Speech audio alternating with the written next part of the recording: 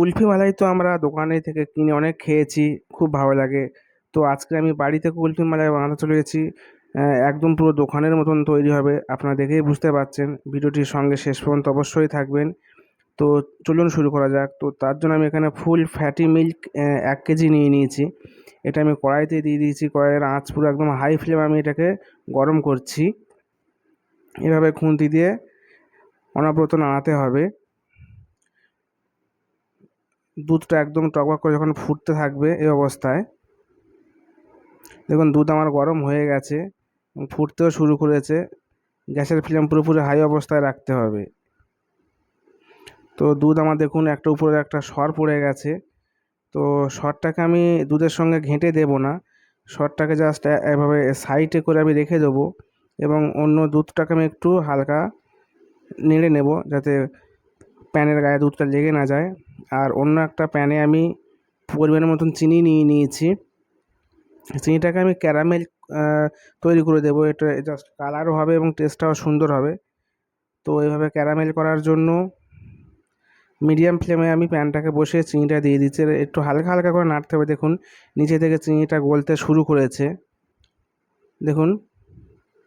তো এই অবস্থায় খুন্তিতে একটু একটু করে নাড়তে হবে। চিনিটা পুরোপুরি একদম গলে গেছে, কালারটা জাস্ট কুলফি মালাইতে খুব একটা সুন্দর কালার আসবে, সেই জন্যই ক্যারামেলটাকে করে দেওয়া। আপনারা না চাইলে চিনি এমনি দুধের সঙ্গে মিক্সিং করতে পারেন, কোনো অসুবিধা নেই। তো আমি এবারে ক্যারামেলটাকে আস্তে আস্তে এই ফুটন্ত দুধের উপরে ঢেলবো। এভাবে পুরোপুরি ক্যারামেলটাকে আমি এখানে দুধে দিয়ে দিচ্ছি। এভাবে গ্যাসটাকে মিডিয়াম পর্যায়ে রাখতে হবে, মিডিয়াম ফ্লেমে।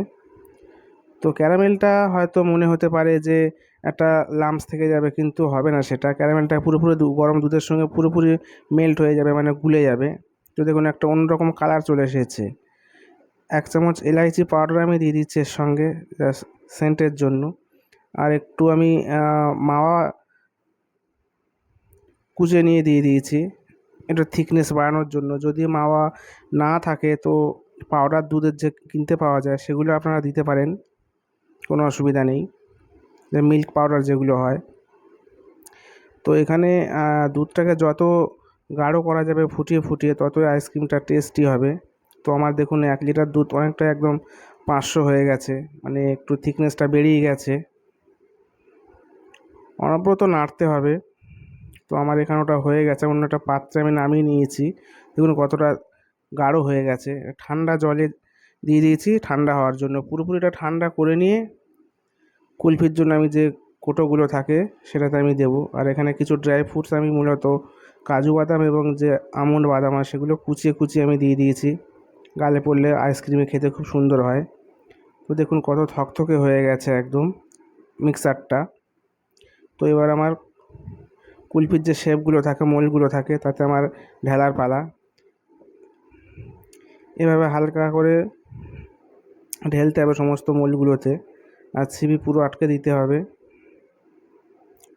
যত সম্ভব আপনারা যে কটা কোটোতে ভরতে পারেন, অসুবিধা নেই। আর বাকি আমি একটা গ্লাসে দিয়ে দিচ্ছি। গ্লাসে দিলে সাইজটা একটু বড় হবে, বুঝতেই পাচ্ছেন। আর স্টিক দেওয়ার জন্য আমি একটা ফয়েল পেপার দিয়ে এভাবে মুড়ে দিয়ে চাকু দিয়ে একটু কেটে আমি স্টিকটাকে ঢুকিয়ে দেবো এভাবে।